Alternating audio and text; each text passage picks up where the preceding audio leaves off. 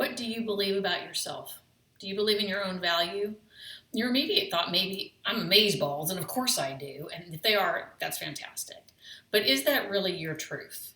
Or is it a reflex, an automatic answer? Today, I'm going to ask you to dig a little bit deeper. So what you believe to be true about yourself creates your reality. And from your beliefs, stories develop that influence how you see yourself and the world around you.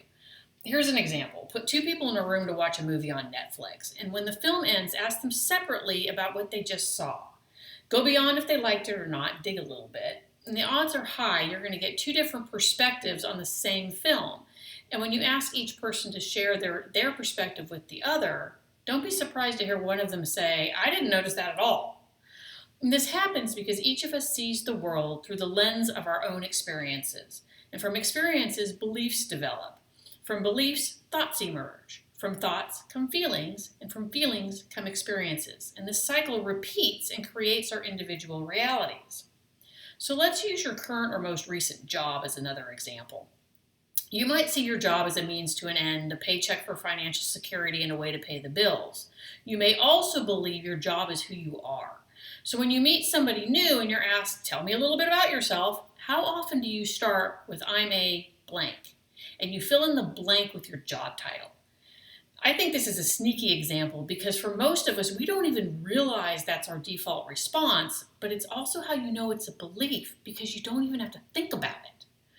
To carry this further, if you've ever been laid off from work, you probably went into a tailspin for a little while.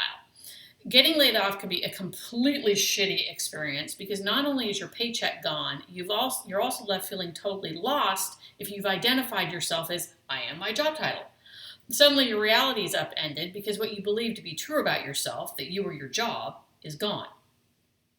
When you believe you're your job, it's a story you're telling yourself based on the experience of having the job. But your story's greater than that. You're greater than that.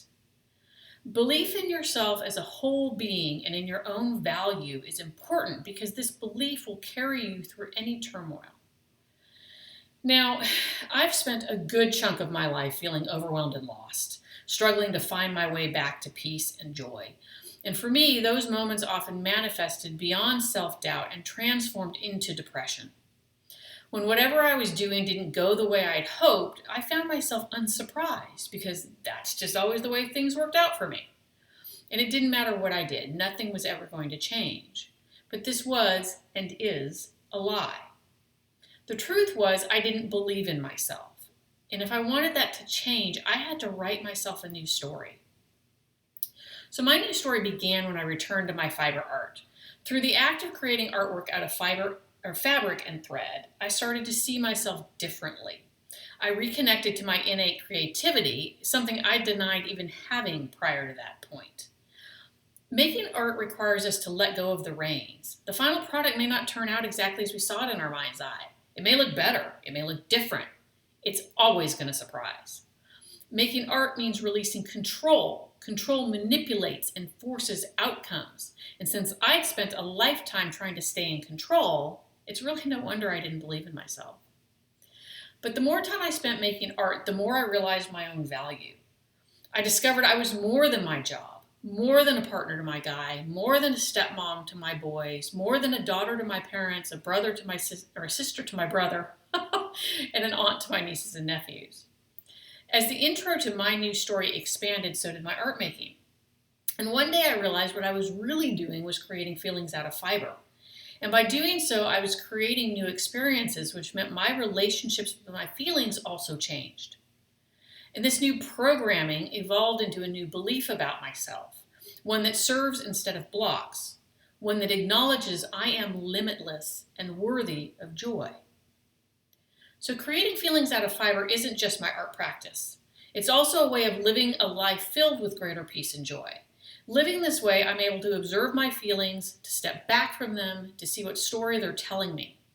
And when I can see the story, I can see how it's influencing my reality. And if I don't like my reality, I can change the story. I can transform depression, my depression, into joy. Your beliefs create your reality, and this reality can serve you or it can block you. Either way, when it's upended, you can find yourself spinning out. And when that happens, it's time to rewrite the stories you tell yourself that come from your beliefs. It's time to learn how to believe in yourself and your value. If your truth is the stories you tell yourself have created a reality where you don't really believe in yourself or your own value, you may benefit from following my example. So if you're interested in changing the beliefs that create your reality, let's talk. There's a better way to live, one filled with peace and joy. Let me help you. Like I said, if you want to talk more about creating your own feelings, not necessarily out of fiber, in whatever method works for you, let's talk. Drop a comment, send me a DM, get in touch, please. And we'll get something on the calendar and we'll chat about it. If you are really more just interested in my art and you want to schedule a private virtual showing, again, drop a comment, send me a DM, say, I want to see your art. If you want to talk about hiring me, or commissioning me rather, to create an art piece specific to you or for someone you love, same thing, comment, DM, mention commissioning in that comment. And then if you liked what you saw and heard today, please think of the one person you know who would love it too and share it with them. That's what I've got for you today. I just want to wish you all, peace and love and joy. Take care. Till next time. Bye-bye.